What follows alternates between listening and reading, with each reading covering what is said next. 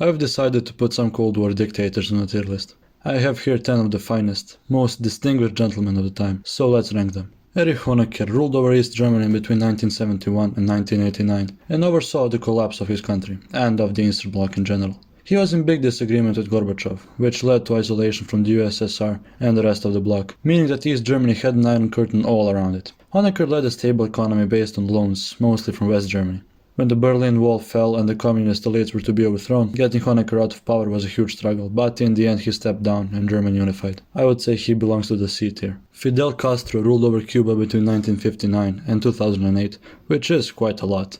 He was a very inspiring personality, a symbol of a small nation's struggle against American imperialism. He didn't actively build a cult of personality like the other communist dictators, but was mostly beloved by his people. Although, we have to acknowledge the huge economic problems Cuba went through under him. For example, the sugarcane economy he put in action worked for a while, but ultimately failed. He funded communist revolutions abroad, which he couldn't really afford. And also, yeah, he almost caused a nuclear fucking war. So I'd say also C tier for Fidel Castro. Augusto Pinochet was the dictator of Chile, and he enjoyed some support from the US because he was a fierce opponent of the communists, but was just as brutal in his own right. Corruption was rampant, political opponents were disappearing by the thousands, and about 100,000 refugees left Chile during his years. He liberalized the economy and did see some solid growth, but this actually just widened the gap between the rich and the poor. He also privatized many companies, nationalized by his left-leaning predecessor Allende. Pinochet gave the people the option to vote him out, but when they actually did, he tried to stage a coup. Turns out the military didn't like him either, and he was forced to leave. All of this considered, D tier.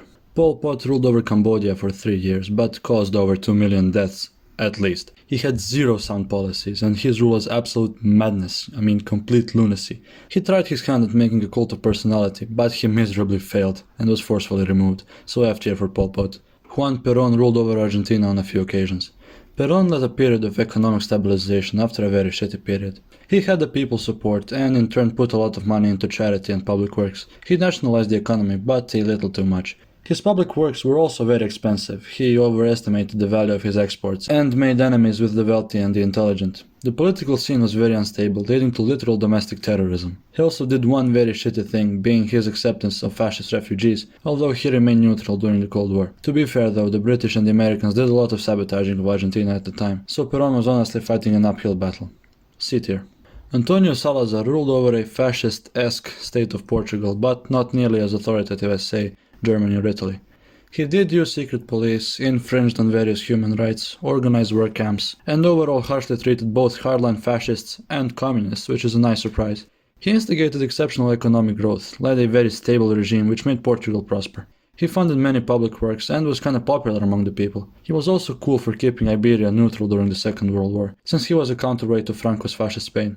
Although he was a dictator, his Western allies didn't really mind that very much. Portugal is one of the founding members of NATO and the OSCE. Now, he did have a very backwards colonial policy, and fought expensive wars to keep colonies which were way too far, and this struggle will ultimately fail. He was overall very good, and I'd put him at the A tier. Idi Amin ruled for 9 years in Uganda, and oh boy, did he make the best of those 9 years. Amin was a good military mind, and not much else. He turned Uganda to a country of blood, as about 300 to 500,000 people perished under his reign, including thousands of political opponents.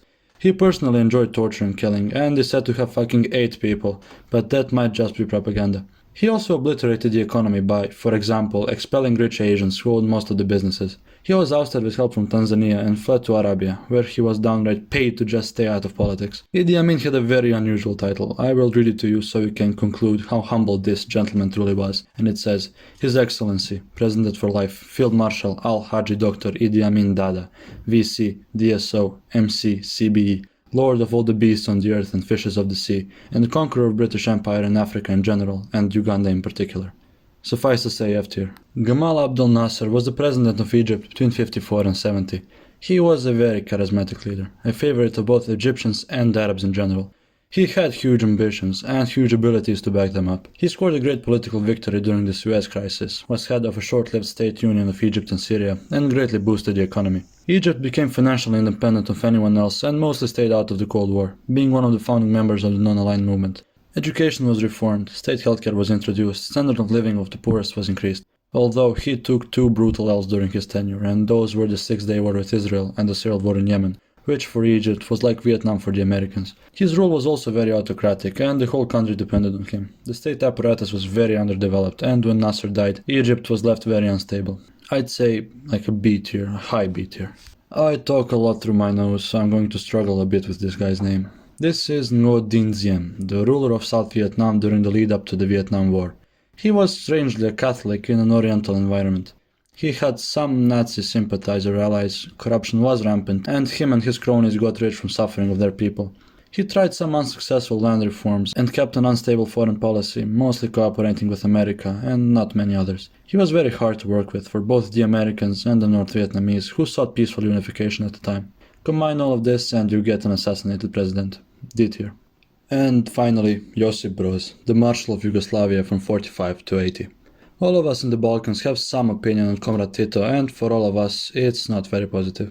But let's start with the good he did. Yugoslavia underwent rapid industrialization under Tito, enjoyed faster economic growth, a period of stability and peace, which led to a cultural boom. He also enjoyed great international prestige, and his country was seen as a bridge between the East and the West, since he led a socialist country that still maintained good relations with the West. And to be honest, he was, if not always beloved, at least respected by the Yugoslavs, although that was essentially built on fear. Tito was a dictator after all, and treated dissidents and all presumed enemies of the state very harshly. And remember the economic growth I mentioned, it was mostly based on foreign credits that came to bite the country in the ass after his death. Tito tried to build a fortress on shifting sand, since Yugoslavia had no history with socialism, and the people groups just couldn't stand each other, especially after World War II. He kept nationalism at bay for a while, but his Yugoslav utopia couldn't survive without him.